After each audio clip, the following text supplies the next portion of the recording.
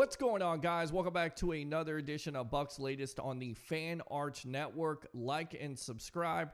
I'm your host, Peter Blake, your Rolex reporter. What time is it? It's my time, and for Bucs Nation, it is your time. And the recent report suggests that Mike Evans could be leaving the Tampa Bay Buccaneers. Say it isn't so, but this is from NFL insider Tony Pauline, who said the talk around the Senior Bowl was that there's a belief there's less than a 50-50 chance that Evans re-signs with the Buccaneers. The expectation is that the all-pro wide receivers time with Tampa Bay has come to an end. Now, Rick Stroud of the Tampa Bay Times has a different perspective on this, as he's covered the Bucs for over 20 years, says that Evans needs some time and space to make a decision, and also points this out, that Mike Evans hasn't had the first discussion with the Bucs about his future. There have been no conversations about 2026 with his agent, Derek Gilmore, who is currently focused on clients in the NFL draft. So what do I make of this? Much to do about nothing. Rumors are rumors. We've heard this a couple years ago where Evans was supposedly going to go back to his home state with the Houston Texans and join C.J. Stroud, and also ring chase with Patrick Mahomes and the Kansas City Chiefs. Now, Evans is 32 years old, and before you say he's washed up or over the hill, Bucs fans, did you see him in the second half of the year? He definitely has some juice left. You get an opportunity to play with Chris Godwin, Emeka Egbuka, Tez Johnson, and new offensive coordinator Zach Robinson. And oh, by the way, Baker Mayfield at quarterback. Do you think Evans wants to retire? No. Do you think Evans wants to go somewhere else and uproot his family? No, because when you hear from Evans in press conferences, he certainly seems like he wants to be a lifer of this Tampa Bay Buccaneer organization. And what I mean by that, be in the same breath as Rondé Barber or Derek Brooks. Yes, Evans is coming to a free agent year at 32 years old. Yes, he may want to get paid. Can the Bucs pay him? It remains to be seen. But here's what we know about this organization in the past. And here's what we know about Evans. Evans is able to do anything for this Buccaneer organization, whether it's restructure a deal. He also loves the community. Furthermore, Jason Light wants Mike Evans. So if they both want each other, then once again, this is just a rumor. And until it happens, I'll believe it when I see it. I still think Mike Evans will be a Tampa Bay Buccaneer. Now, let's move on here to the second story of the day, and that would be another Buccaneer great, future Hall of Famer Lavonte David, talking about retirement. He was on the Up and Adams show with Kay Adams saying, ultimately, it's my decision. One more tackle and he would pass Derek Brooks for the most tackles in team history. He also talks about how he was disappointed with the ending of the year. Of course, the Tampa Bay Buccaneers starting out 6-2 and ending off at 8-9. It certainly doesn't seem like Lavonte David is ready to retire, even though he's saying he's chilling, he's adulting right now. You kind of feel like maybe the 36-year-old, 37-year-old linebacker may come back into the fold eventually. Why do I say that? Because he was on Why is the Draymond Green Talking About Football podcast, which is a great name for that. He says dealing with certain injuries, being physically unable to do certain things that I like to do, having an injury that you never really dealt with your whole career, it can mess with your mentality. So I kind of wasn't all there, like trusting my ability and stuff like that when I'm on the field.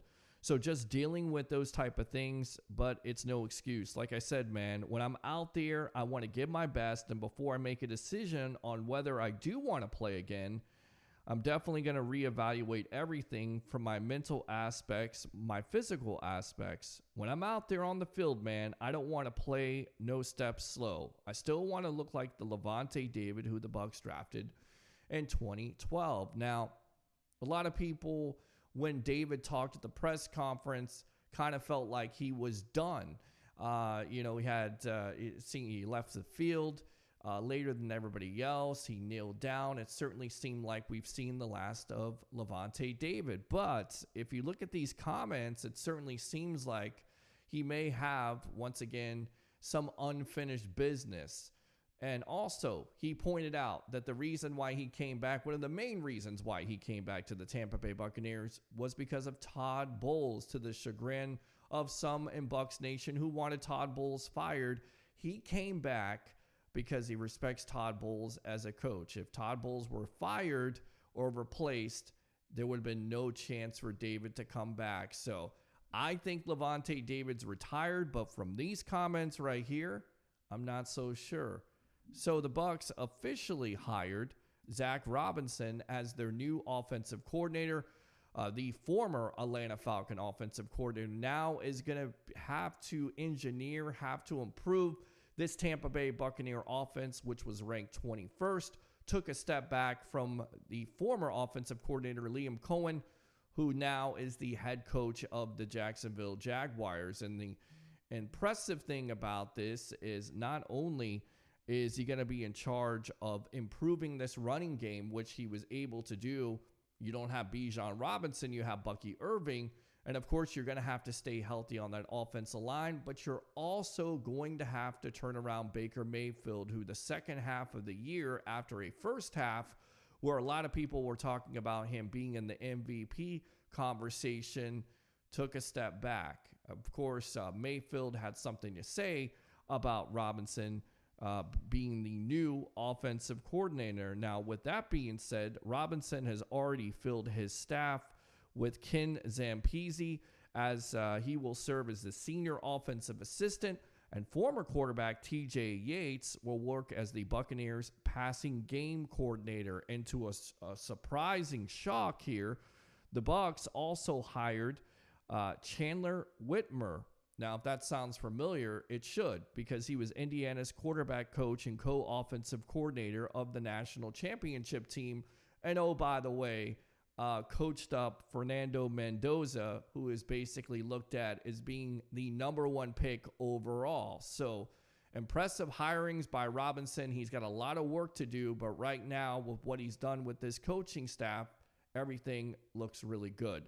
To the final thing here, the NFL announced that the Bucs will have $14.5 million. Now, this is going to be interesting because in my thought process, this will be one of the most important off seasons for Jason Light, Mike Greenberg, and crew there of that Buccaneer organization. They're going to have to make some moves. You can't be a bargain bin shopper like you were last year with getting a Hassan Reddick for $14 million. At the time, it seemed like a great deal, but it was definitely a nightmare. He didn't work out with the production. So look for the Bucs to be more aggressive and look for this figure to go up, because we know they're wizards over there when it comes to, trying to make money disappear or make money go away, or, restructure deals, and they can definitely do that. And I would expect this Tampa Bay Buccaneer team to do that with the restructurings of possibly Tristan Wirfs, Antoine Winfield Jr. And listen to this. If the Bucs sign Baker Mayfield to an extension, they can save $21 million.